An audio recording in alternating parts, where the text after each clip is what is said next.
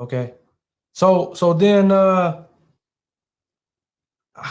guess so going forward, it seems like, okay, you're still interested potentially in the real estate. Crypto is kind of where you built that just kind of that niche, if you will, or your level of expertise.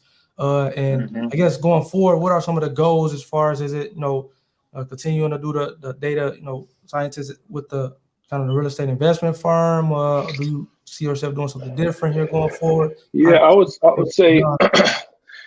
basically, what I've come to find out is depending on your personality, there are people, you hear about entrepreneurs, right? Yeah. But there's also something that a lot of people don't know about that I read a book about that had a kind of an impact on me. It's called Intrapreneurs, which an entrepreneur basically is like you don't have to be the man, Yeah. but you could be the right hand man, and you could have a lot of impact and still be very, I guess, have a big contribution to that business. So, me personally, my personality isn't like to try to be the man, who's in charge of everything. That I have a bunch of people reporting to me and that responsibility, and I came to find out through the course of having my business is that really just didn't suit me personally, just because of my personality and me being so, like, you could say, not friendly but like forgiving, and Right. like people would screw up that's working for me, and I just, like, it's not in me to really crack down on them the way that you really have Me to too. do Yeah.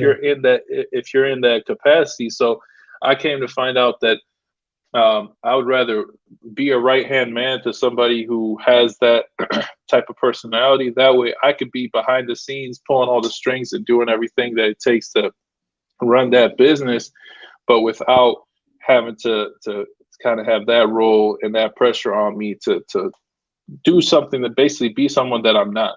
Okay. Um, and so no, so as far as the future goes, again, it comes down to skill sets, because right now where I'm at is I'm picking up a lot of skill sets, which is kind of why I left from, a really great partnership I had working with in the wholesaling business with our Yeah. mutual friend Phil, um, because I just felt like at that point I had reached potential of what I could learn in that capacity and the skills that I could have. And we left on good terms and Yeah. everything like that, because he wants the best for me, I want the best for him. Yeah. I know that eventually, if I could acquire some new skill sets from a different, higher level, bigger organization, things like that, then at some point in the future, you never know. Like, I may take those skill sets and apply it to, for example, your business, Yeah. Dave, or Phil's business, or wherever life takes me. I'll have a new set of skills Yeah. that I'll be able to use. And I've learned so much already in the first couple months that I've been working in that role. Fortunately, it's a flexible role, so I still have that flexibility. I got the money, reporting to the executives of the company, so I'm not like 10 levels down, just Right. working in a cubicle, not really Yeah. being paid attention to. It's like I have the ability to be in on these really high level conversations that's Sure. happening on a corporate level, so that I know the mindset of these different, because when you think the types of conversations that happen with high level investors and family offices and things like that, me and you coming up, like, we weren't really exposed Yeah. to Privy. those type of people, you could say.